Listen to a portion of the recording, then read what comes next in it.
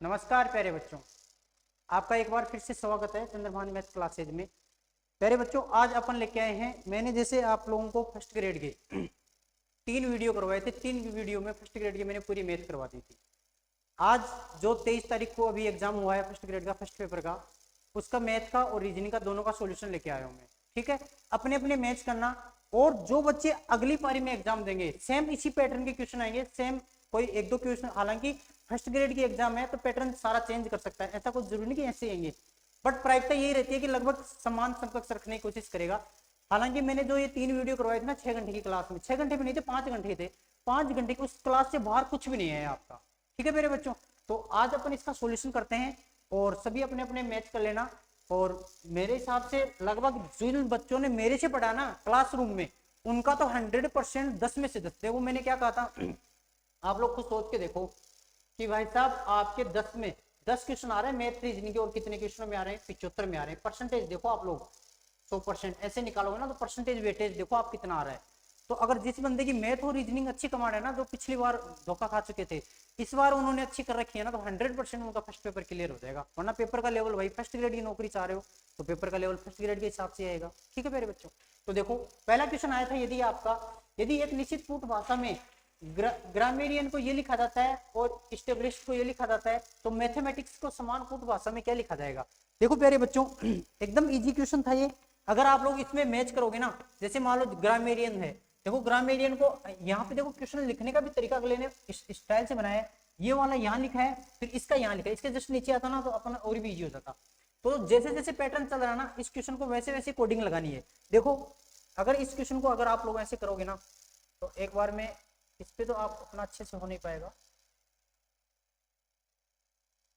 Black board लेता हूँ है ना, मैं एक बार क्वेश्चन को देख लेता हूँ क्या लिखा है। देखिए देखिए मेरे बच्चों, क्या कह रहा है क्वेश्चन ग्रामेरियन को।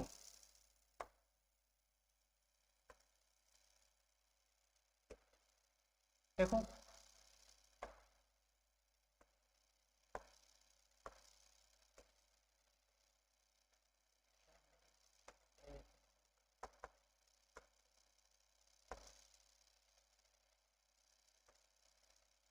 ठीक है, क्या कह रहा है, GERMANATION,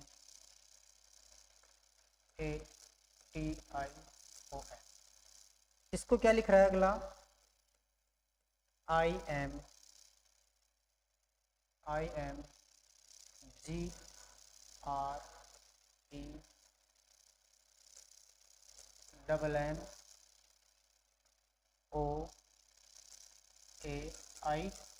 ठीक है मेरे बच्चों, देखो इसमें आप लोगों को कोडिंग देखनी है। आप लोग खुद सोचो, टोटल 11 अक्षर हैं, मैं इसके 5 अक्षर तो इधर निकाल देता हूँ, 5 इधर निकाल देता हूँ, 5 इधर निकाल देता हूँ, बीच बीच वाला सेम लिखा हुआ है। ठीक है, बीच बीच वाला सेम लिखा हुआ, और आपको मैथमेटिक्स का पूछा है, MATHEMATICS, मैथमेटिक्स MATICS। देखो भाई प्यारे बच्चों, अब यहाँ ध्यान दो आप, बीच वाला तो बीच का ऐसा कैसा आ रहा है, तो M को M की जगह लिख दूं मैं, है ना। अब देखो इन सारे ऑप्शनों में आप लोग मैच करोगे ना, तो देखो यहाँ पे I, अब N के पास में I है, I को फर्स्ट में लिख रहा है, तो यहाँ में M के पास में E है, तो E को मैं क्या लिख दूं, फर्स्ट में लिख दूं। कोई दिक्कत है किसी को, नहीं होनी चाहिए। फिर E के बाद में, I के बाद में M है, तो M को, तो E के बाद में क्या है, H है, तो H को सेकंड पे आ जाएगा। EH फर्स्ट और सेकंड सारे ऑप्शनों में है।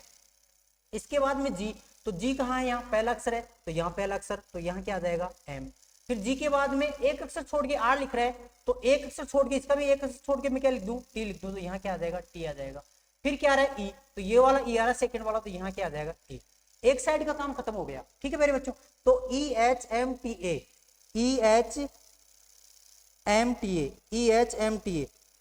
ये 3 ऑप्शनों में मिल रहा है, 2 नंबर ऑप्शन कट हो गया। ठीक है, ऐसे ही आगे वाला लिख रखा है, आगे वाले के लास्ट वाले को देखो फिर से यहाँ लिख रहा है, तो लास्ट वाले को मैं फिर से यहाँ ले आऊंगा, एस को यहाँ ले आऊंगा, तो एम के बाद में कौन आएगा, एस आएगा, तो एम के बाद में एस आएगा। ठीक है, फिर बाद में क्या है, ओ है, यहाँ क्या आ जाएगा, सी आ जाएगा बिल्कुल।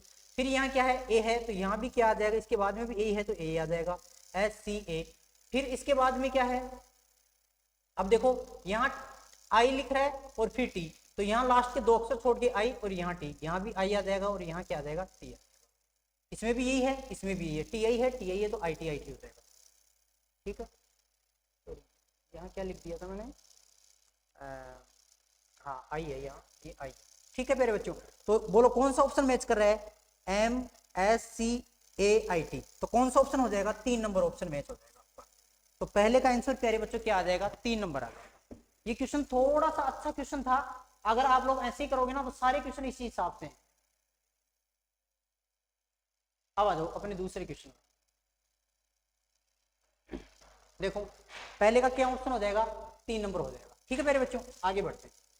ये रीजनिंग का क्वेश्चन है, एकदम इजी क्वेश्चन था। अब देखो भाई, मेरे क्वेश्चन करवाए हुए ना जिन बच्चों ने मेरे से पढ़ा है, सारे हूबहू क्वेश्चन मिल रहे हैं, एक भी क्वेश्चन बाहर नहीं है। कॉपी, अपनी कॉपी खोल, नोटबुक खोल के देख लेना चाहिए। देखो यहाँ क्या कर रहा है, बहुपद ए अल्फा और बीटा के बहुपद ये हैं कि शून्यांक हैं तथा संबंध ये दे रखा है तो संतुष्ट करते हैं के कमान। मैं इसका सॉल्यूशन पूरा इसलिए बता रहा हूँ ताकि जो बच्चे अगर मान लो आगे वाली एग्जाम देंगे ना उनके लिए बता रहा हूँ। ठीक है मेरे बच्चों, तो देखो अगर बहुपद का समीकरण आ जाए, ऐसा क्वेश्चन आ जाए 2x², तो यहाँ देखो किससे रिलेट करोगे, आपकी बहुपद की समीकरण होती है ax² प्लस कितना bx और प्लस कितना c, है ना, ऐसे रिलेट करते हैं। यहाँ इसके गुण, इसके जो आपके ये मान रखे हैं बहुपद के गुण, ये अल्फा और बीटा, इस अल्फा और बीटा की फॉर्म में दे रखा है, तो यहाँ देखो इनका योग क्या हो जाएगा, alpha plus beta, alpha plus beta. ठीक है, यहाँ देखो माइनस बी बटे ए होता है, तो माइनस यहाँ पे क्या करेंगे, माइनस का 5 बटे कितना आ जाएगा, 2 आ जाएगा, अल्फा प्लस बीटा बराबर 2। और ऐसे ही alpha into beta, alpha into beta, है ना, तो अल्फा गुणनखंडों का योग क्या हो जाएगा, गुणनफल कितना हो जाएगा, सी बटे ए होता है, तो सी बटे ए करोगे तो प्यारे बच्चों क्या हो जाएगा, के बट्टे क्या हो जाएगा, 2 हो जाएगा, के बट्टे कितना हो जाएगा, 2 हो जाएगा। कोई दिक्कत है किसी को, तो यहां से देखो इसको संतुष्ट करना है, इसमें मान रख देंगे। अपने को मान पूछा है किसका, के का मान पूछा है, तो इसका मान देखो अल्फा² प्लस बीटा स्क्वायर आपके पास दे रखा है। तो मेरे को एक चीज बताओ, तो अल्फा² प्लस बीटा स्क्वायर, देखो इसको मैं थोड़ा सा बोर्ड पे लेके जा रहा हूं ताकि आपके ढंग से समझ में आ जाए। देखो ध्यान दो इधर, अपने पास क्या था, नहीं स्लाइड लेता, अपने पास था अल्फा² प्लस बीटा स्क्वायर बराबर क्या दे रखा है क्वेश्चन में, एक बार मैं क्वेश्चन थोड़ा सा देख के लिख देता हूँ। बराबर दे रखा है 21/4 और माइनस कितना, अल्फा इंटू बीटा। अब देखो अपने पास अल्फा प्लस बीटा बराबर तो कितना आ गया मेरे बच्चों, आप कहोगे सर 5 बट्टे कितना आ गया, 2 आ गया। और अल्फा इंटू बीटा बराबर कितना आ गया, के बट्टे कितना आ गया, के बट्टे कितना आ गया, के बट्टे कितना आ गया, 2 आ गया। ठीक है, अब देखो यहाँ से देखो मेरे को निकालना है, तो यहाँ से अल्फा² प्लस बीटा स्क्वायर की फॉर्मूला लेके आऊंगा, तो मैं इसका होल स्क्वायर कर दूं, इसका होल स्क्वायर करूंगा तो यहाँ भी होल स्क्वायर हो जाएगा। तो बनाओगे तो क्या बनेगा, अल्फा² plus beta square plus 2 alpha beta plus 2 alpha beta, और बराबर यहाँ इधर कितना हो जाएगा, 25 बट्टे कितना हो जाएगा प्यारे बच्चों, 4 हो जाएगा। ये लो बात खत्म। अल्फा² प्लस बीटा स्क्वायर की जगह आप लोग क्या रख दोगे, 21/4 माइनस कितना, अल्फा इंटू बीटा रख दोगे। अल्फा इंटू बीटा के बराबर क्या आया हुआ आपके पास, के बट्टे 2, तो इसकी जगह मैं ये रख रहा हूँ, इसकी जगह तो ये यहाँ से क्या आ जाएगा प्यारे बच्चों, 21/4 माइनस कितना, अल्फा इंटू बीटा और प्लस कितना 2 अल्फा बीटा और बराबर कितना 25/4। ऐसे भी कर लो, अल्फा इंटू बीटा करोगे, अल्फा इंटू बीटा की जगह के बट्टे 2 रख लो, या 2 अल्फा बीटा में से 1 अल्फा बीटा निकालोगे तो कितने बच जाएंगे, ओनली फॉर अकेला अल्फा बीटा रख जाएगा। तो कैसे भी कर लो, आपको जो अच्छा लगे वैसे कर लो। 21/4 माइनस अल्फा बीटा की जगह में के/2 2 रख देता हूँ, प्लस 2 इंटू कितना, अल्फा बीटा की जगह के बट्टे कितना 2 और बराबर कितना 25/4। ऐसे कर लोगे मेरे बच्चों। यहां से अगर आप लोग फिर के का मान निकालोगे ना, तो यहां से के का मान आपके पास देखो, एक मिनट थोड़ा सा,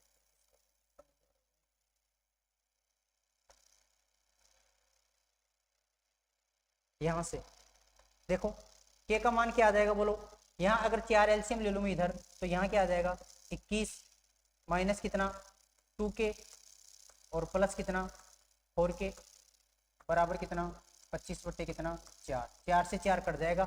ये 4 के में से माइनस के 4 2 के हैं और प्लस के 4 के हैं, तो क्या बच जाएगा 2 के बच जाएगा। तो 2 के बराबर क्या हो जाएगा प्यारे बच्चों, ये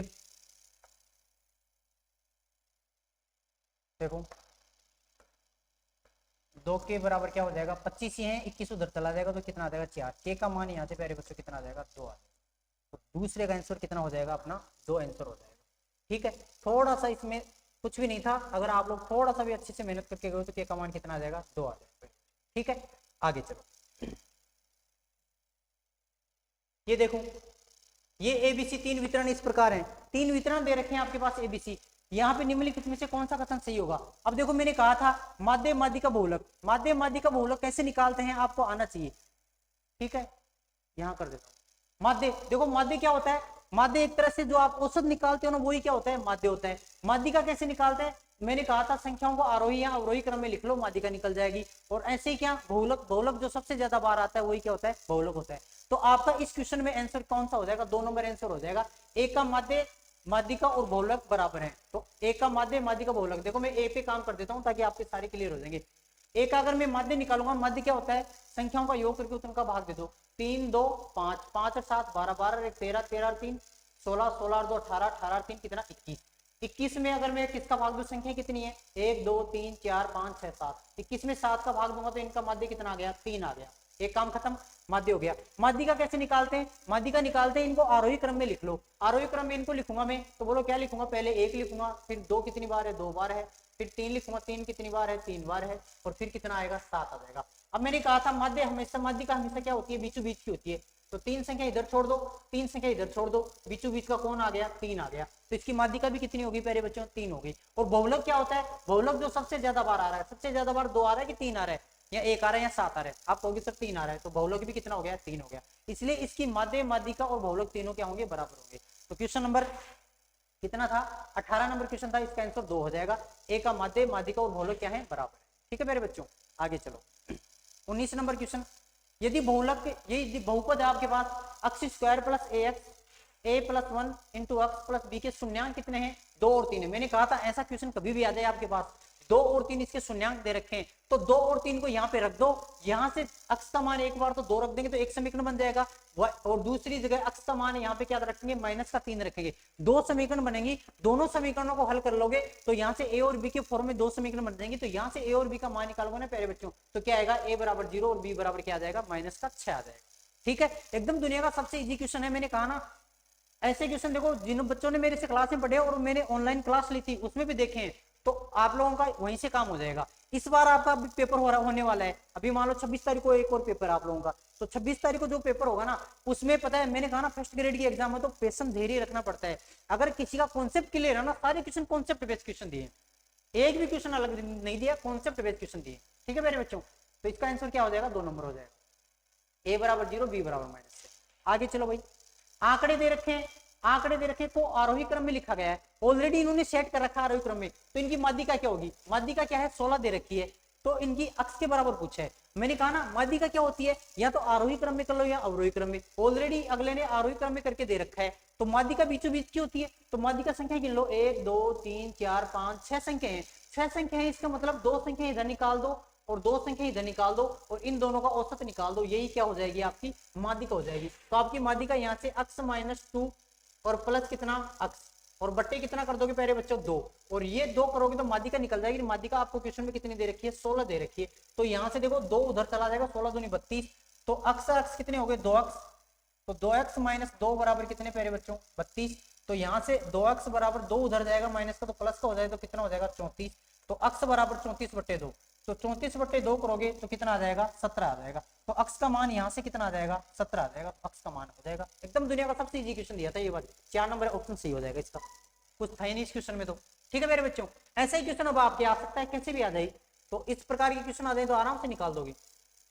21 नंबर क्वेश्चन, अब मैंने कहा ना देखो सारे कॉन्सेप्ट बेस्ड क्वेश्चन है, क्वेश्चन एकदम इजी दिए, किसी को लग रहा है कि यार मैथ के ऐसे क्वेश्चन टफ दिए, मैंने कहा जिस बंदे ने मैथ और रीजनिंग ढंग से की ना, रीजनिंग भी फिर भी नहीं की, मैथ ढंग से की है ना, उसका फर्स्ट ग्रेड का फर्स्ट पेपर आराम से इजीली निकल जाएगा। भाई आप लोग खुश होते हो, 10 क्वेश्चन 10 बट्टे कितना 75 और गुणा कितना 100, इसको निकालोगे ना 25 75 और 25 कितना 100, 40/3, 40/3 का मतलब 13 3 39, 13%, लगभग 14%, 13.33%, 13.33% का मतलब 14%। पास मार्किंग के लिए अपने को ओबीसी कैटेगरी है ना तो उसको पास चाहिए 35%, जनरल कैटेगरी वालों को 40% चाहिए, 40% में से 13% अकेली मैथ और रीजनिंग दे रही भाई।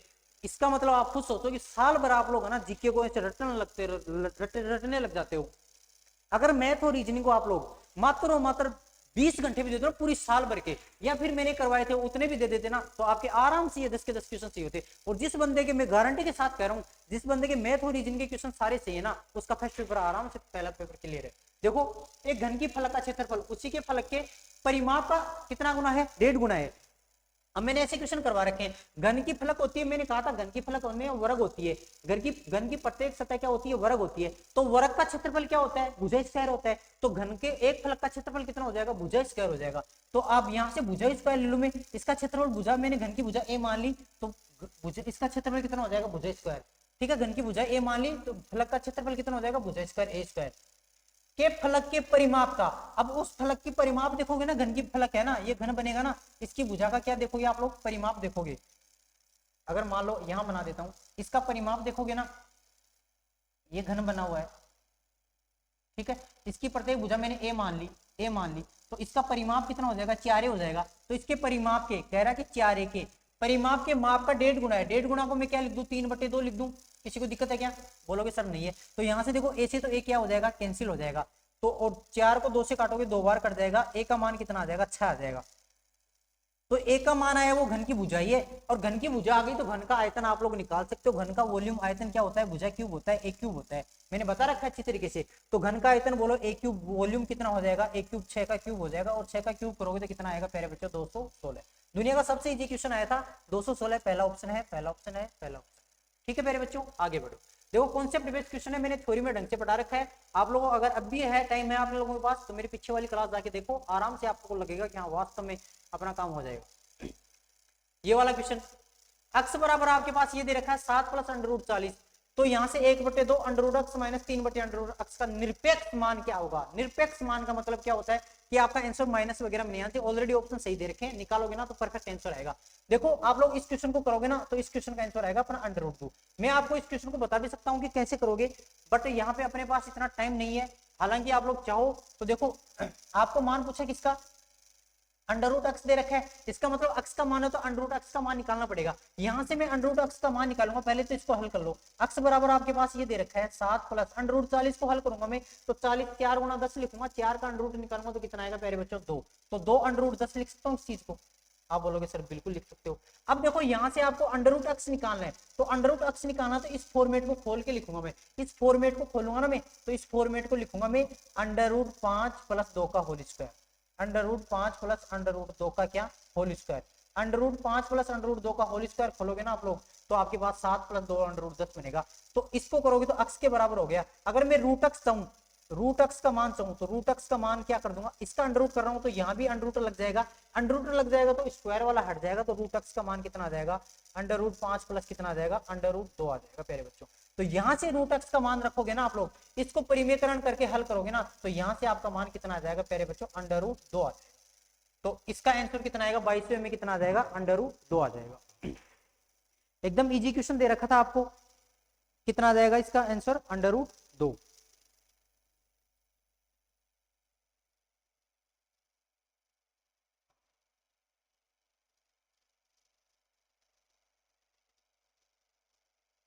ठीक है मेरे बच्चों, आगे बढ़ो। क्वेश्चन नंबर 23, एक सफेद रंग के घन की सतहों को लाल रंग से रंग दिया जाता है, इसे समान आकार के 125 छोटे घनों में, देखो रीजनिंग का क्वेश्चन है, दुनिया का सबसे इजी क्वेश्चन है, 125 छोटे घनों में काटा जाता है, तो कुल घनों की संख्या बराबर होता है n3।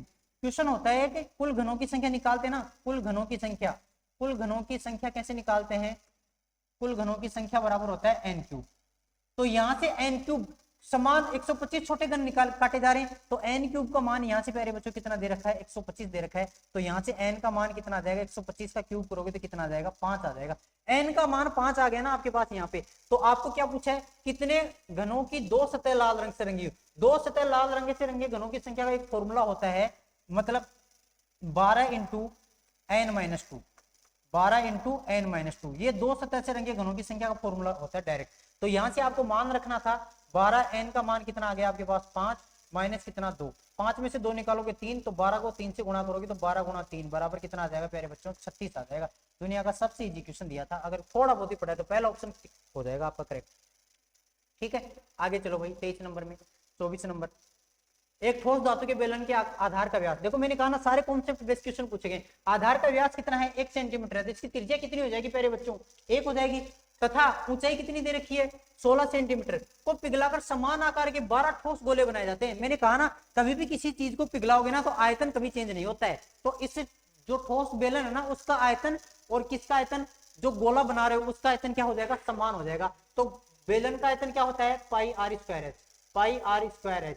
ऐसे ये किसके बराबर हो जाएगा गोले के आयतन के, गोले का आयतन क्या होता है 4/3 pi r cube, pi r cube ये गोले का आयतन होता है प्यारे बच्चों। यहां से आप लोग मान रख देना, यहां आपको मान किसके दे रखे, आपको बेलन वाले सिस्टम के सारे मान दे रखे आर और एच का मान, तो यहां से आर और एच का मान रख दोगे, ये आर सम्मान ये इस चीज का ध्यान रखना मैंने ले लिया है, आर और एच का मान रख दोगे ना, इसको मैं कैपिटल आर ले लेता हूं, आपकी दिक्कत आ रही है तो ये लो यहां से मान रख दो, देखो यहां से बराबर कर दूंगा मैं, पाई से तो पाई कैंसिल हो जाएगा, पाई का मान तो दोनों जगह समान है, तो पाई से तो पाई कैंसिल कर दो, इसका तो झंझट ही खत्म।